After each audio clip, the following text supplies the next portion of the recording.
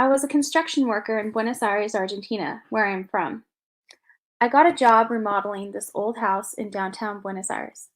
My boss owned two buildings next door to one another. I lived in one of the two buildings temporarily. It looked like an abandoned little castle.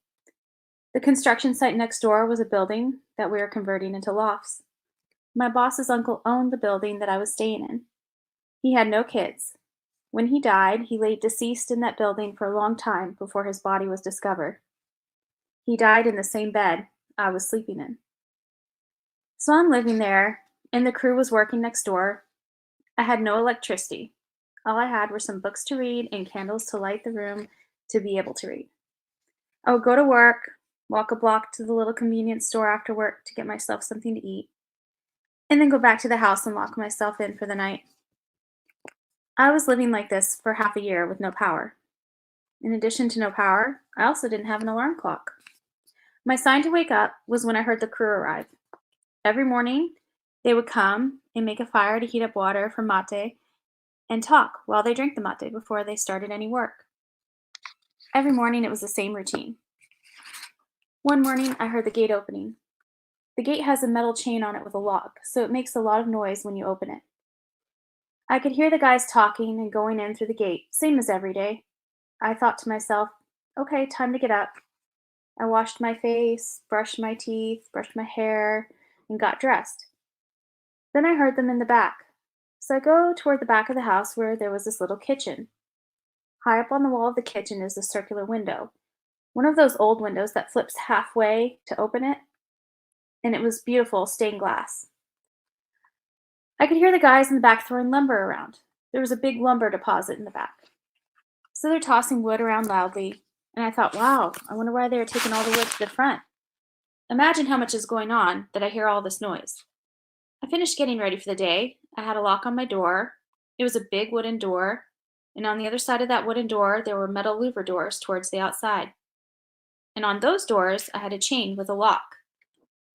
The kind of old locks that you put an old key in the front, not from the bottom. So I open it and I pull the chain. I'm about to say, why the hell are you guys making so much noise this morning?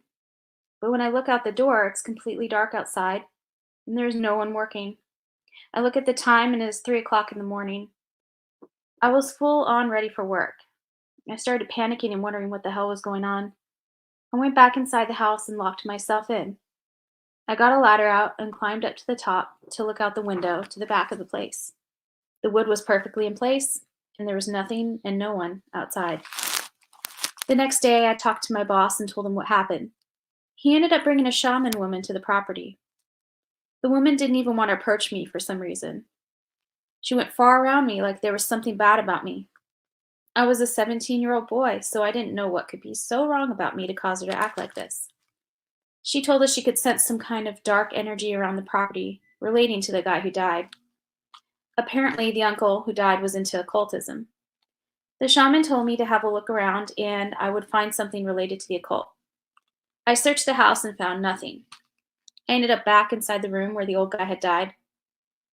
For some reason, I decided to lift the mattress and have a look underneath. In between the bed frame and the mattress, there are a bunch of books on occultism, some Nazi books with swastikas on the cover from World War II, and various other items. I was very religious at this time in my life. There were two books that shook me most of all.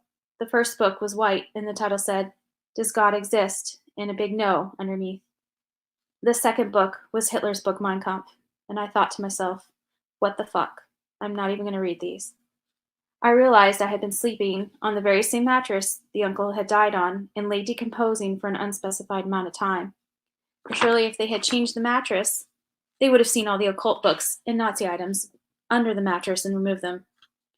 Reflecting on the time I spent living in the house, there were always weird and unexplainable things going on inside of it. I think the shaman woman didn't want to be around me because I carried some sort of bad energy from sleeping in the dead man's bed for so long with those dark items underneath the mattress.